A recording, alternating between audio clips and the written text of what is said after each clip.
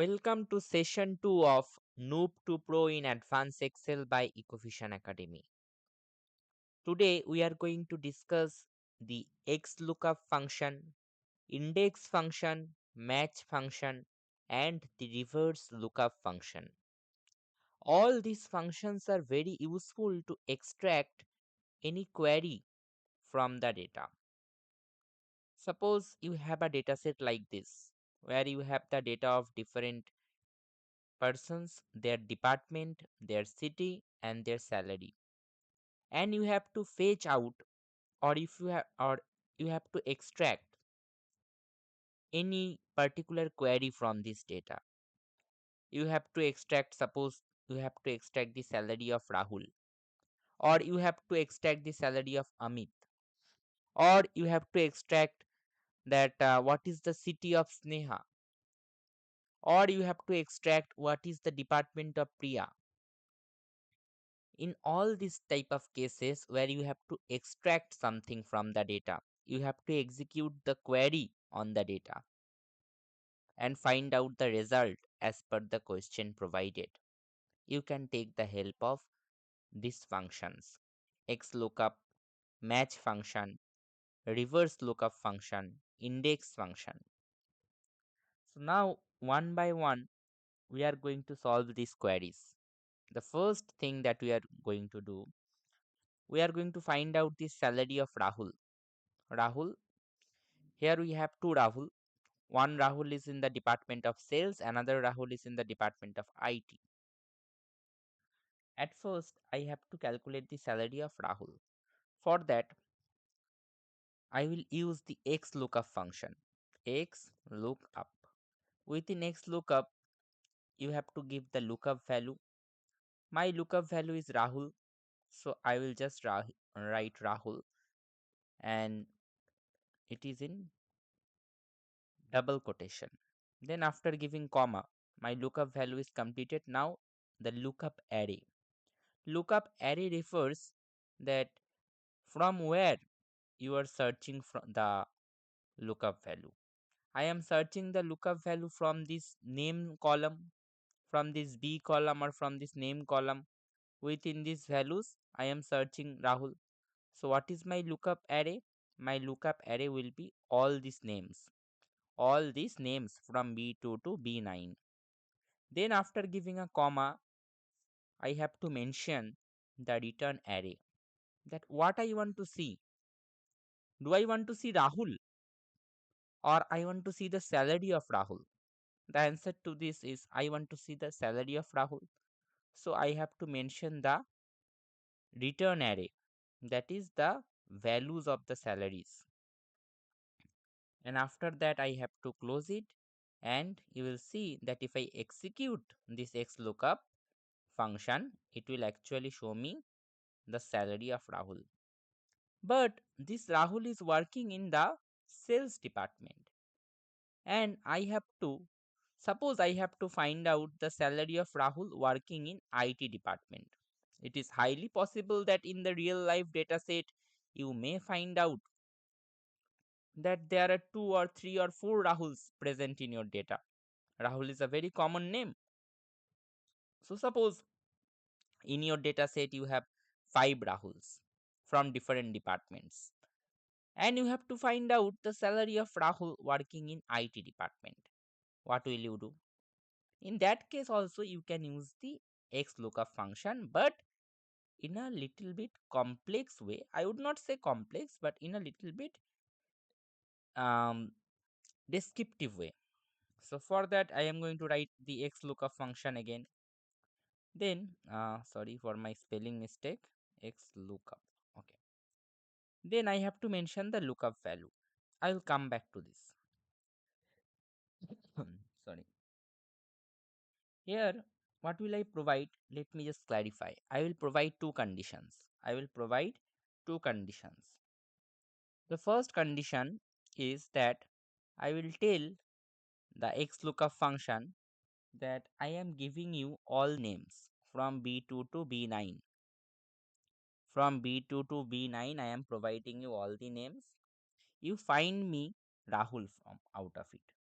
So for that, what am I doing? within first bracket I am providing all the names from B2 to B9, and equal I am providing the name of Rahul. That is, I am asking the XLOOKUP function to find out Rahul from the all names.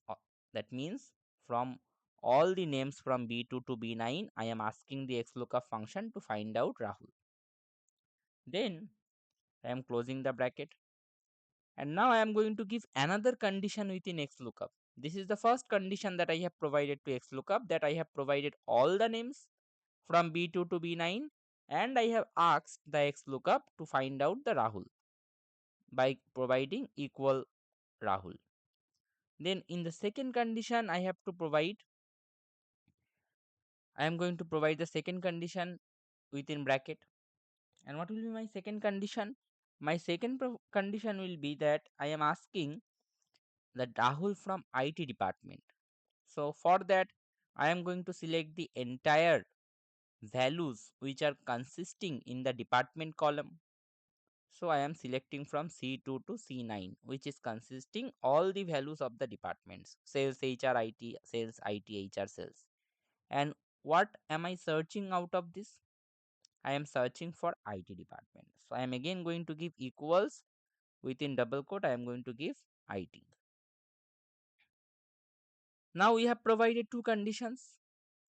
So to find out the salary of Rahul working in IT, I must satisfy both of these conditions, the first condition and the second condition as well. The first condition, that is B2 to B9 Rahul, and the second condition, that is C2 to C9 equals IT. I must satisfy both of these conditions to find out the salary of Rahul working in IT. Here the key point is and. We have to satisfy this first condition and the second condition as well. And when this type of scenario occurs that you have to satisfy both the conditions, this first condition and the second condition as well, you have to put asterisks within both the conditions. Within the middle of both the conditions or in between both the conditions, you have to provide asterisks. What is the purpose of providing this asterisk?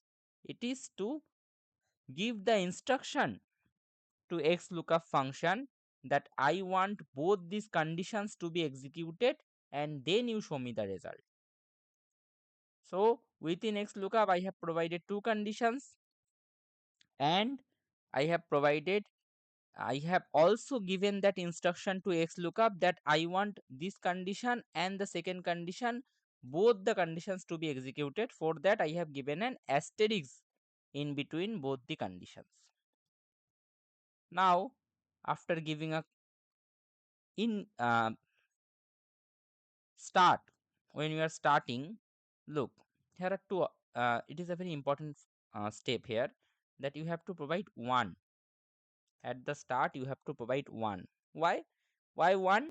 Because it is to give the instruction to XLOOKUP that whenever you find both these conditions to be executed, when both the conditions are true, you have to show the result.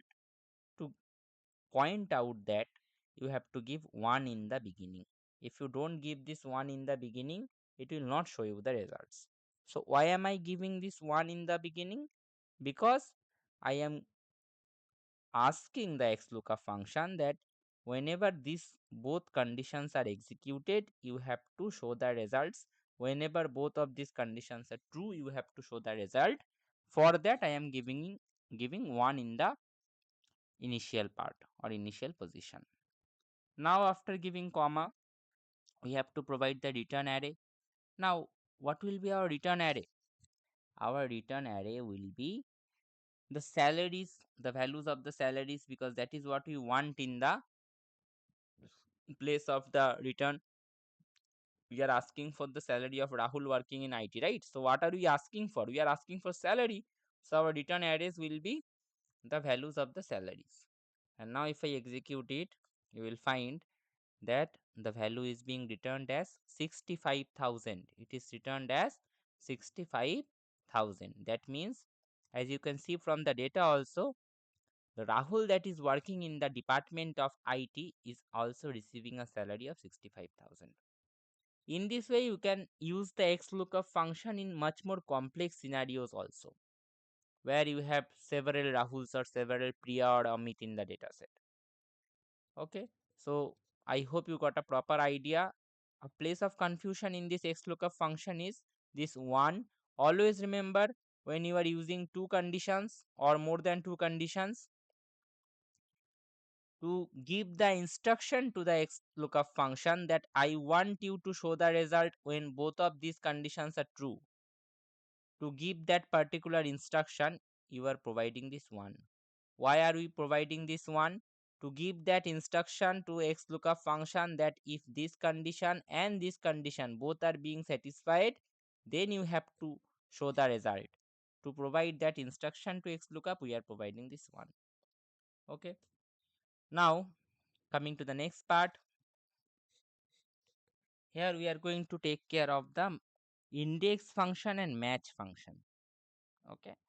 So, um, let me just show you the purpose of the index function as well.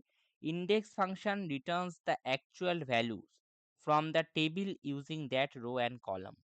Index function will basically return you the actual value from the table using the rows and the columns. So that is the purpose of the index function. At first, this data set is being provided here, where we have the laptop cell, mobile cell, tablet, monitor, all of these amounts in different months. The sale of all these amounts in different months are being replicated here. So we have to find out the sales of mobile in March. So for that, we are going to use the match function, and later on we are going to also use the index function. Okay. So within match function, you have to give three parameters. First is lookup value, for which value you are looking for.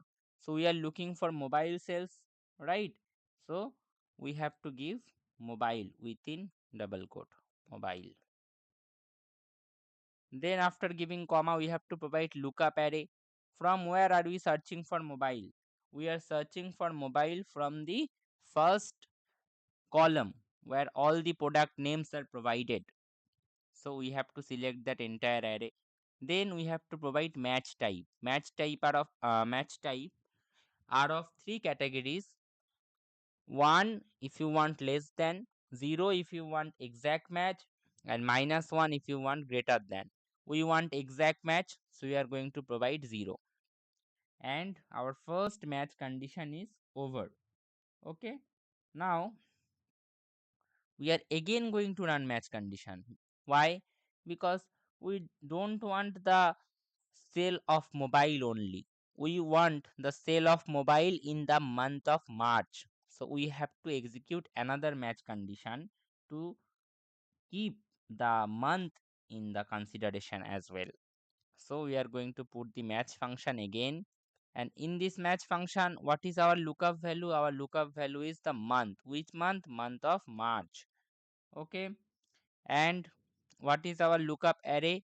Our lookup array is in the months. This all these months are going to be our lookup array from January, February, March, April. So we have to select these months because these are our lookup array. And match type is exact match, so it will be 0. Now both of these match conditions are provided in the cell. Now we have to provide the index function.